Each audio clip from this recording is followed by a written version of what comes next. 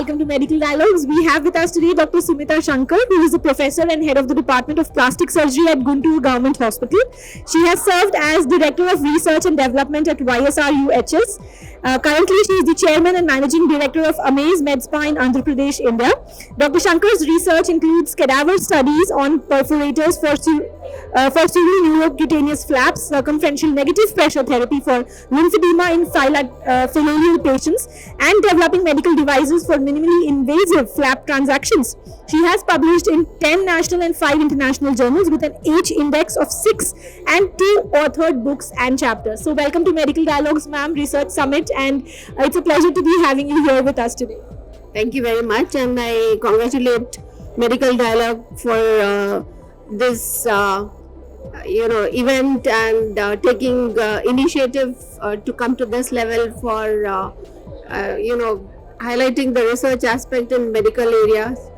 I have been I have volunteered and opted to be a director at YSR University, which is now called as Dr. NTR University of Health Sciences. It was my personal choice because growing up in medical field, I realized that a lot of us, we come across a huge and rich clinical material, but what we lack is publication. What we lack is going out and somebody in the panelist was saying that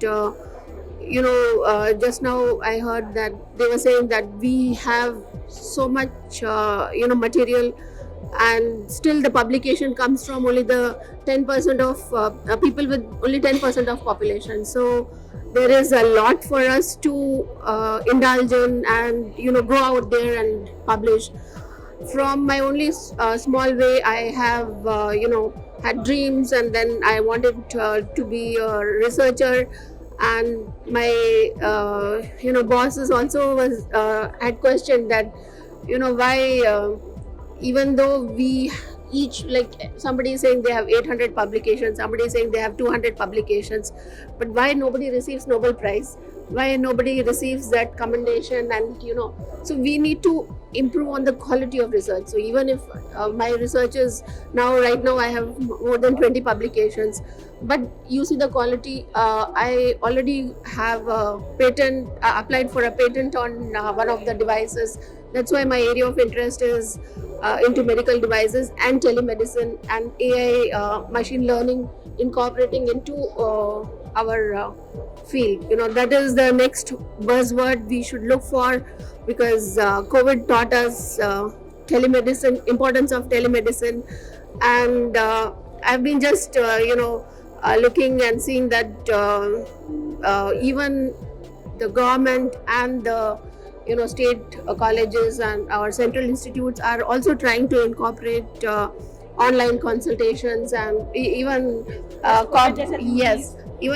corporate hospitals like Apollo has inbuilt online consultation, which I used to think in 2007. So you can imagine. I remember in 2007 when there was our International Aesthetic Association tutorial. So I went and dared to ask one of the organizers that why can't we have a teleconferences also, because everybody cannot travel, everybody cannot afford also to travel, especially in India. You can't afford to travel in dollars and at that level. So I remember having those dreams, and that's how I volunteered and opted to be in the director research. As a director research, I have undertaken mission. We started research grants for undergrad students. From our university, we give 500 research scholarships to undergrad students from all health sciences, not just allopathic medicine, but our dental, pharmacy, and allied like yoga, Ayurvedic, and Unani medicine, everything, including and nursing also. So that was a big challenge, and we give 50 research grants to faculty people, as well as I was part of PhD studies also. Not many doctors come forward to undertake PhD. What is it in for me? So I have requested the government to consider some kind of incentive for the doctors to do PhD so that they get their post enhanced or augmented, so that they get a reason to get involved also into research and PhD activities. So, and yeah, it's ongoing journey, and I hope we will achieve more. Definitely, ma'am. It's just the start, if I may just say. It's just the start, and you have a long way to go.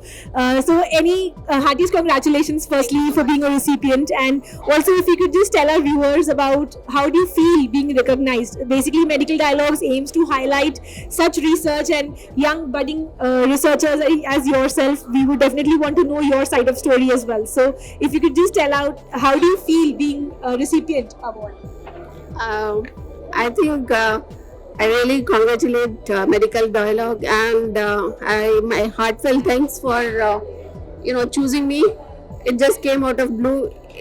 I feel vindicated because as an house surgeon, as an intern, I went to one of my professor and I told him that see, my area of interest is research, because I know your mind thinks faster than what your existing area surroundings are. So he literally laughed at me, and I feel vindicated that this is a step towards my long journey towards into research, and I really thank Medical Dialogues for this journey. Great. Thank you so much, and congratulations once again.